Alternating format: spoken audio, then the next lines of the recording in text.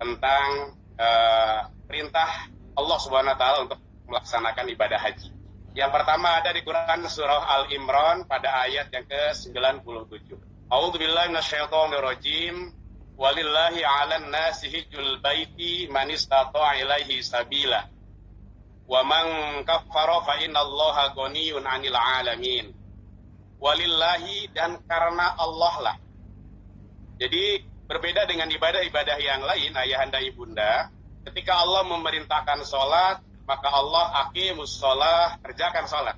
Ketika Allah memerintahkan zakat, wa atuz zakah, tunaikan zakat. Tetapi ketika Allah menyuruh ibadah haji, maka teks yang Allah pilih walillahi, dan karena Allah lah. Ini menjadi penekanan ayahanda ibunda bahwa ibadah haji ini riskan dengan niat-niat selain Allahnya. Makanya ada penekanan di sini walillahi, karena Allah lah, bukan karena tetangga, kiri kanan tetangga sudah haji, oh saya belum, saya mau haji. Mungkin karena diledek orang atau karena ingin naik jabatan dan lain sebagainya. Itulah yang harus mulai kita buang, kata Allah walillahi, dan karena Allah lah ala nasi, kewajiban manusia hijjul baiti untuk melaksanakan ibadah haji. Manis tato'a, bagi yang memiliki kemampuan. Manis tato'a ilaihi sabila, bagi yang memiliki kemampuan di dalam perjalanan. Jadi istitoah ini, kemampuan ini menjadi syarat mutlak untuk melaksanakan ibadah haji. Baik dari segi harta mampu, dari segi fisik juga dia mampu, juga dari hal-hal keamanan. Aman di dalam negeri, aman juga di Saudi Arabia. Makanya 2 tahun kemarin itu dikategorikan tidak memiliki kemampuan. Kenapa? Karena adanya faktor ketidakamanan. Wa man kaffara fa innallaha ghaniyyun 'anil 'alamin, kata Allah, agak keras di sini Bapak dan Ibu, barang siapa yang mengingkari kewajiban haji, dia enggak mau melaksanakan ibadah haji, ingkar, kata Allah, fa innallaha ghaniyyun 'anil 'alamin, maka sesungguhnya Allah ghaniyun. Jadi al-ghani sering artinya tidak butuh. Jadi orang kaya itu pengertiannya adalah al-ghani itu orang yang sudah tidak butuh. Itu namanya al-ghani. Allah itu tidak butuh. Allah nggak butuh terhadap sholat kita, terhadap zakat kita, terhadap haji kita. Allah nggak butuh. Ya kan, kewajiban itu diperdukan bukan untuk Allah, tapi semata-mata kembali pada kita. Baik, ayahanda ibunda, itu yang pertama ya, di Quran surat Al-Imran ayat 97. Mohon izin, saya bukan ingin mengajari ayahanda ibunda, tapi saya ingin sama-sama kita introspeksi dengan mengkaji ayat-ayat Allah Subhanahu wa taala. Yang kedua di Quran surah Al-Baqarah ayat 196.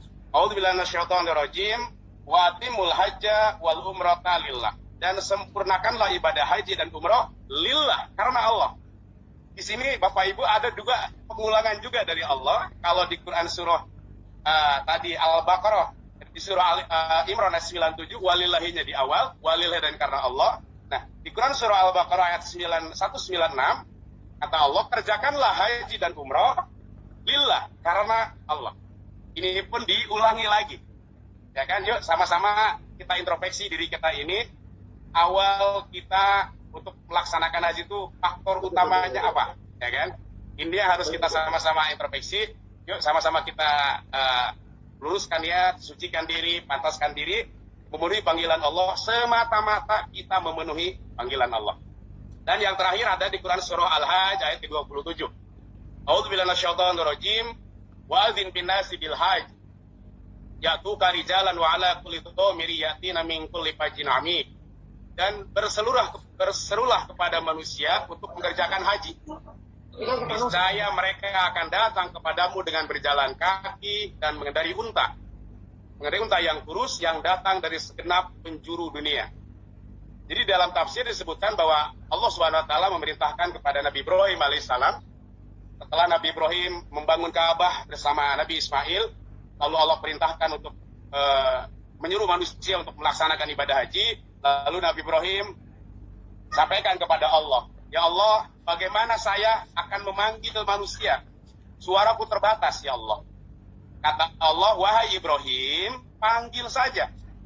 Wahai Ibrahim, panggil saja. Maka aku akan menyampaikan ke setiap lubuk hati manusia. Maka Nabi Ibrahim pun naik ke satu gunung yang dinamakan dengan Jabal Abi Kubais, ya, Jadi yang nanti ada istana raja, itulah dinamakan dengan Jabal Abi Qubais.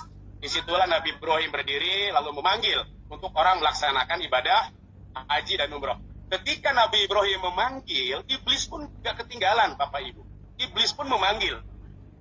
Ya, iblis pun memanggil untuk melaksanakan ibadah haji. Sehingga tidak semua orang berangkat untuk melaksanakan haji atas panggilan Allah, tapi juga ada atas juga panggilan dari iblis, laknatullah, ya. Inilah wazin pinas dan serulah untuk melakukan haji, maka Allah akan menyampaikan ke setiap lubuk hati manusia. Dalam sebuah riwayat dikatakan bahwa setiap orang sudah menjawab panggilan Allah di alam ruhnya. Ada yang menjawab panggilan Allah 1 kali, labaik ya Allah, Allahumma labaik, maka hajinya 1 kali. Labaik Allahumma labaik, ada yang menyambut 2 kali, maka 2 kali pergi haji. Ada yang berpuluh-puluh kali, maka itu pun dia akan melaksanakan hajinya pun berpuluh-puluh kali. Nah, dari 3 ayat yang saya sampaikan tadi, ayahanda ibunda, inti daripada ibadah haji adalah kita sama-sama memenuhi panggilan Allah. Jadi sering dinamakan dengan duyufullah, duyufur rahman. Nah, jadi duyufullah artinya tamu-tamu Allah. Duyufur rahman, tamu-tamunya yang maha penyayang. Jadi jamaah haji atau jamaah umroh itu adalah memang tamunya Allah. Karena yang ngundang bukan Raja Saudi, yang ngundang bukan Alia, yang ngundang bukan Raja Salman. Semua kenikmatan, semua kerajaan hanya milik ya Rabb. La syarikalah, tidak ada sekutu. Itulah kalimat aku nanti lantunkan ketika melaksanakan ibadah haji dan ibadah umroh. Ya, logikanya jika Bapak Ibu dipanggil presiden saja sebagai tamu presiden, sebagai tamu bupati, merasa bangga dan merasa yakin, merasa aman. Apalagi ini Bapak Ibu yang mengundang adalah Allah Subhanahu wa Ta'ala akan menentukan baik hambanya untuk datang. Ya, sehingga tadi Abah menyampaikan berulang-ulang tentang qada dan qadar, kullu ma qadarullah khair. Apa yang Allah takdirkan itu baik. Ya kan, kadang-kadang kita memandang segala sesuatu dari sisi yang sempit, tetapi kalau kita lihat dari sisi yang luas, maka itu banyak hikmah dan pelajaran yang dapat kita terima. Seperti anak kecil, ya, Pak Quraish Shihab dalam karyanya ada analogi, kan? Anak kecil pagi hari meminta es kepada ibu, ya. Pagi hari minta es. Kira-kira dikasih nggak sama ibu? Anak kecil pagi hari minta es. Pasti nggak dikasih. Kenapa? Karena tahu es tidak manfaat bagi anaknya. Maka apa? Diganti dengan susu. Karena susu adalah yang terbaik. Ibu mengetahui yang terbaik bagi anaknya. Tapi kan anaknya nggak tahu. Anak melihat hanya dari sisi kenikmatannya saja. Ibu tahu mana yang buruk, mana yang tidak. Makanya tidak dikasih es, maka dikasih susu. Ada logika lagi, misalnya anak SMP minta motor. Kan kalau anak kecil lihat teman-temannya pakai motor, lalu dia ibunya minta motor karena ingin gaya-gayaan dan sebagainya. Orang tuanya melihat kalau dikasih motor di anak SMP, wah bandel nanti. Bisa-bisa sekolahnya kabur terus kan. Ibu nggak kasih. Ibu nggak kasih bukan karena nggak sayang, justru karena sayang. Ya, nanti ibu akan kasih motor, tapi kalau kamu sudah kuliah. Tapi dikasih ada jeda ditunda, bukan tidak dikabul, tapi dikabul di saat dan waktu yang tepat. Begitulah ayahanda ibunda, Allah Subhanahu wa Ta'ala pun akan mengabulkan setiap doa-doa kita. Ya, bisa saja doa kita dialihkan ke hal-hal yang lebih baik untuk kita, ataupun Allah tunda. Wah, sekarang belum bermanfaat nih, belum bagus kalau sekarang, nanti ditunda lagi, gitu kan?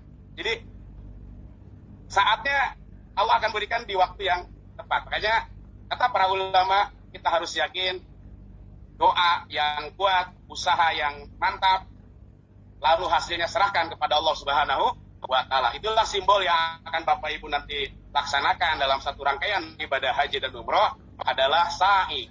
Jadi sa'i itu napak tilas daripada Siti Hajar alaihi salam, lihat anaknya kehausan, lalu dia mencari air.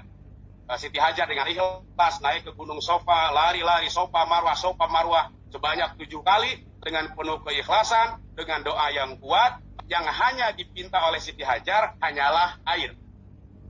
Tetapi luar biasa, Allah berikan kepada hamba yang ikhlas bukan sekedar air untuk menutup kehausan, tetapi Allah berikan air Zam-Zam yang sampai sekarang luar biasa keberkahannya, baik bagi kota Makkah dan untuk juga umat manusia. Ayahanda ibunda yang berbahagia, oleh karena itu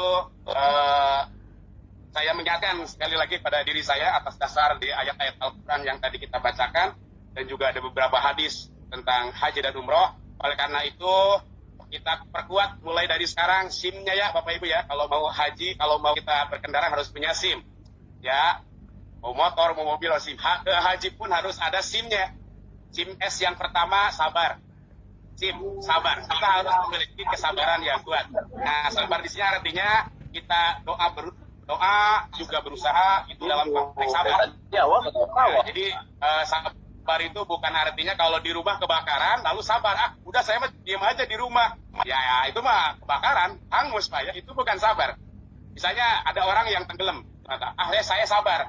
Tapi nggak ada usaha, ya tenggelam beneran. Jadi ini namanya sabar itu berusaha, berdoa, hasilnya serahkan kepada Allah Subhanahu wa Ta'ala. Karena 2 kali 2 bisa jadi tidak 4, kan? Sabar, yang kedua ikhlas. I-nya ikhlas, tadi saya sudah menyampaikan ayat-ayat Allah Al-Quran. Allah sekali menekankan walillah. Karena Allah, bukan karena siapa-siapa. Yang ketiga adalah M-nya mentaati aturan. Karena sebagai tamu, ya tamu presiden aja harus ada protokoler. A, B, C, D yang harus kita jalankan, yang harus kita taati. Apalagi sebagai tamu Allah, tentunya juga kita harus mentaati aturan. Baik aturan dari Allah, manasik haji, syarat, rukun itu yang sudah kami bahas, syarat atau aturan jadi pemerintah Indonesia, misalnya harus karantina, PCR, dan lain sebagainya. Aturan dari Saudi Arabia, apapun yang ditetapkan oleh Saudi Arabia, sebagai tuan rumah, kita pun harus hormati dan harus